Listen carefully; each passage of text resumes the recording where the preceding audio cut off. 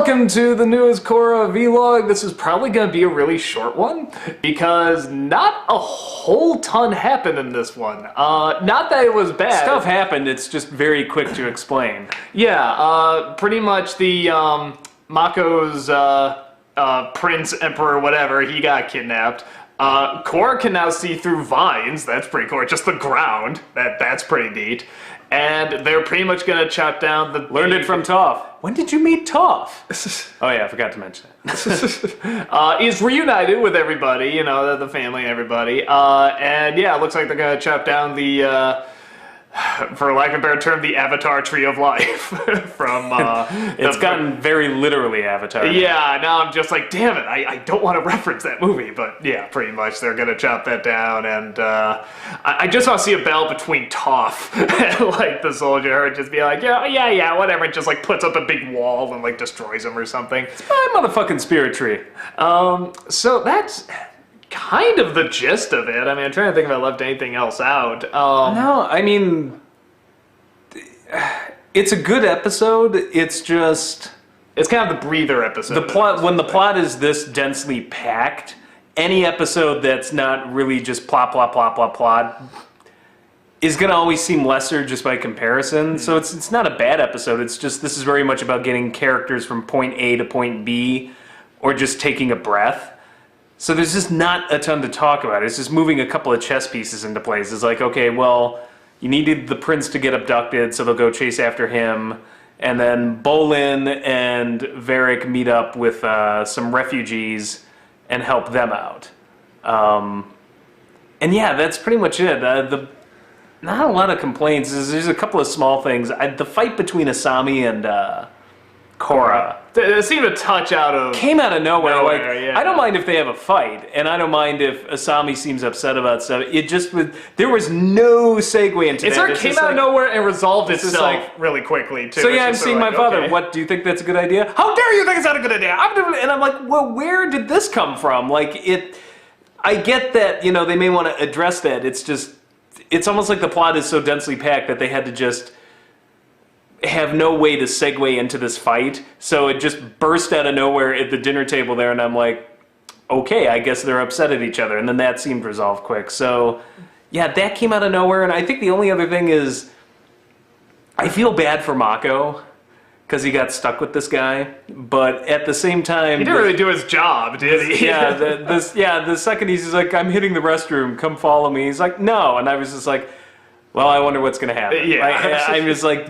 that's not a good bodyguard, no matter how insufferable the douchebag is. At the very least, I mean, be outside the door, you know. I mean, this guy he does have people after him. It's kind of a legit reason for people to go after him. Yeah, if he was right outside the door, at least maybe you could hear him go like, ah! Yeah. Like, but,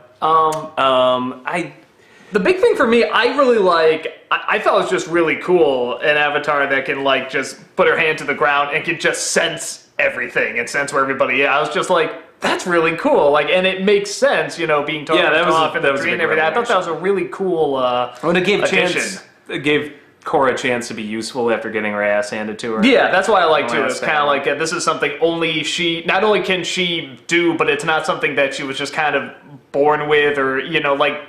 Or even the other avatars were taught, it's just passed down to her. This was something that's like, it seems like something that's really hard to pick up. You know, Toph can do it because she's blind, you know, but it's one of those things where it's like, yeah, you put your hand out, you just sense where the person is. Like, that's impressive, you know, that's a really cool thing. And it's like, ooh, maybe that can be passed on to the next avatar or something like that. Like, that's a cool thing to... but I'm sure it'll come back if that tree's attacked. Maybe Korra will sense it. Yeah, that'd be interesting, actually. How are they going to cut down that giant thing? I'm so curious about that. Chainsaws. Really big chainsaws. Yes, but then Chuck Norris will come in, stop it with his hand. You know, even if it's huge, he'll still just stop it with his little hand. So, yeah, I think the only other thing which I thought was cool was Bolin having a lot of redemption for Bolin. I feel like he's finally come into his own. Like, you know, he admits straight up, it's like, all right, we both got tricked by this person. Like, now it's time for us to step up. And when he needs to, he really does. Because the last time they got screwed because Varric got caught. But this time Bolin, like, unleashes the lava and goes to town. And then Varric pitches in by shutting the mechas off. Somebody pointed out on my public Facebook. I was like, no love for Varric. I was, yes, he shut the mechas down. That's awesome.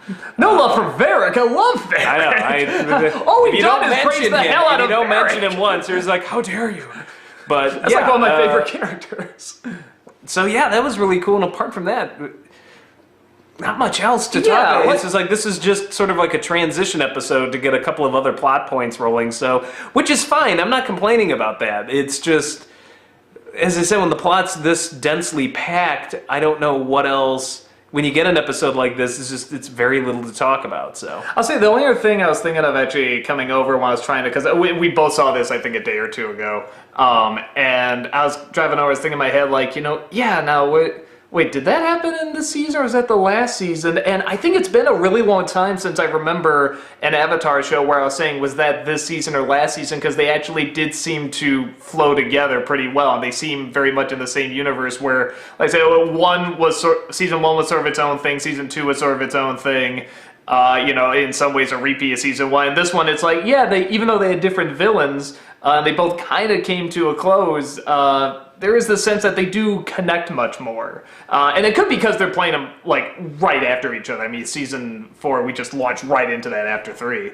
But yeah, I do kind of like that. Yeah, 3 and 4. Yeah, I kind of remember, 3 and 4 seem connected because there's way more of a addressing of the consequences from season 3. We didn't get that as much with season 2. It's like, it's about spirits, it's about change, and then I don't feel like they ever went very far with it. I feel like there's more dealt with that now with using the spirit vines and Asami rebuilding the whole city with the roads. I love that. It's like, take this road. No, take this one. I rebuilt this dance.